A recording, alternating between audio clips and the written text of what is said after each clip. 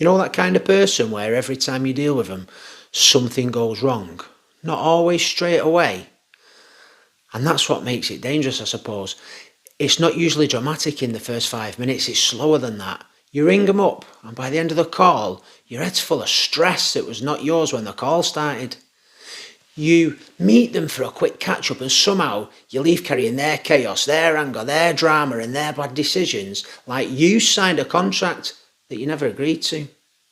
You try to help them, but helping them never seems to help. The same mess comes back in a new way. A new argument, a new excuse, a new enemy, a new disaster, a new story about none of it's their fault. And after a while, you start noticing something. It's not just bad things keep happening around them. It's that bad things start happening around you when you're too close to them. That is where Robert Greene's Law 10 makes sense. He gives it in one brutal line: infection. Avoid the unhappy and unlucky. Now, when people hear that, it can sound harsh and it can sound cold. It sounds like he's saying, if somebody's struggling, leave them. And that's not the message. The real message is deeper, it's sharper, and much more useful than that. Because everybody struggles. Good people struggle. Strong people struggle. Loyal people struggle. People lose money, sleep, relationships, they lose confidence, they can lose their footing, and that's life. That is not what this law is about. This law is warning you about people who do not just go through chaos, they spread it. People don't just have problems, they multiply them. People who don't just suffer from bad judgment, they make bad judgment feel normal to everybody around them. That's the infection. It's not germs, it's patterns, mindsets, energy, excuses, it's emotional disorder. A person like that can walk into any room and slowly turn everybody off course. You know the type, we've all been around them. You'll see it in friendships. You'll definitely see it in family. You'll see it in workplaces. You'll see it on the street. You'll see it anywhere people are close enough to rub off on each other. And that's where this lesson comes in. Human beings rub off on each other. And that's really true. If you spend enough time around disciplined people, you become disciplined. If you spend enough time around calm people, your nervous system starts settling down. If you spend enough time around focused people, you start thinking more clearly. But the reverse is also true. If you spend enough time around people who live in blame, confusion, panic, gossip, recklessness, and endless drama, that starts getting into you just as much. Not because you're weak, but because you're human. And that's why this matters. So how do you see this in real life? Well, I'll tell you right now. You stop listening to only what people are saying and you start watching what follows them, because that's the key. What follows them? Does peace follow them? Does progress follow them? Does honesty follow them? Does responsibility follow them? Or does every rope behind them look like a burnt house? Burnt ground, falling out friendships, broken trust, money problems that keep repeating, arguments that keep repeating, family breakdowns constantly, crisis after crisis, with a different name attached, but the same pattern still sitting underneath it. Anyone can have a bad month, anyone can get hit by life, and anyone can need support, but patterns tell the truth. If somebody leaves a trail of confusion everywhere they go, that's not misfortune, that's a warning sign. And let me make this clear.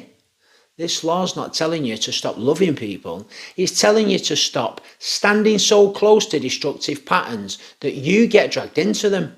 And that's different. You can care about somebody and still refuse to let them damage your peace. You can pray for somebody and still set boundaries. You can wish them well and still not hand them access to all your time, energy, home, your focus, and your future. That's not cruelty. That's judgment. That's maturity. That's self-respect. I'm going to take this a level deeper, because this law is not only about seeing it in others, it's about seeing it in yourself.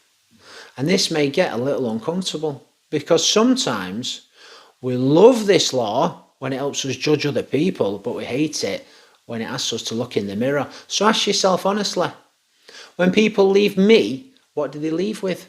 Do they leave with clarity, or do they leave with weight? Do they leave stronger, or do they leave drained?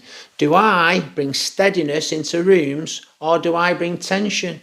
Do I solve problems, or do I keep exporting my inner chaos into everybody else's day? Because that matters. Because the deepest use of Law 10 is not just avoiding the wrong energy, it's refusing to become the wrong energy. So how do you use this law?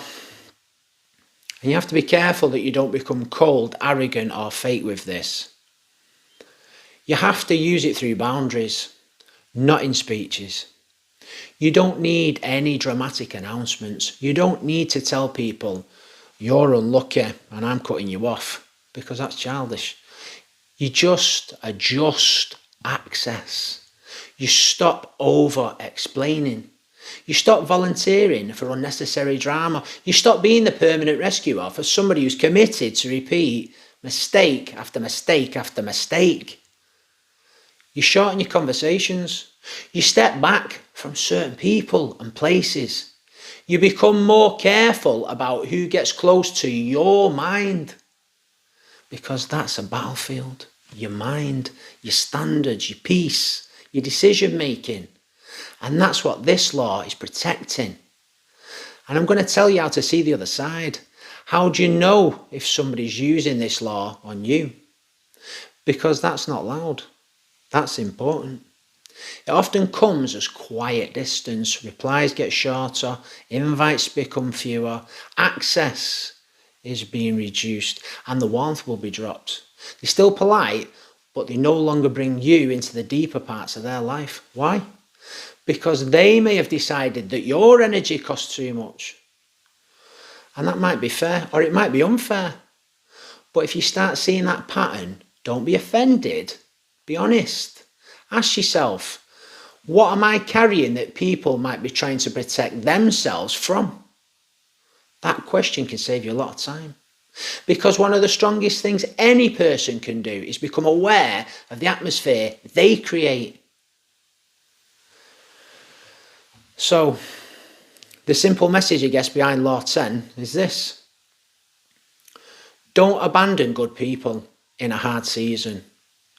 Don't become heartless. Don't treat suffering like a weakness. But don't ignore repeated patterns of destruction ever. Don't keep calling it compassion when really it's poor judgment. Don't keep calling it loyalty when really it's just fear of setting some boundaries. And don't keep standing in the rain acting shocked that you're getting wet. Some people need help, but some people need distance, and wisdom's knowing the difference. And that's Robert Greene's Law 10. It's not hatred, it's not snobbery, it's discernment. Because the people closest to you don't only affect your mood, they affect your standards, they affect your choices, they affect your future. And if you don't learn that early, life is going to smack your ass and teach you the hard way. It's time to think about what's going on in your life and set the tone for it, because it's your life. You think about that. Take care. Stay blessed. This is the way. Namaste, my friends.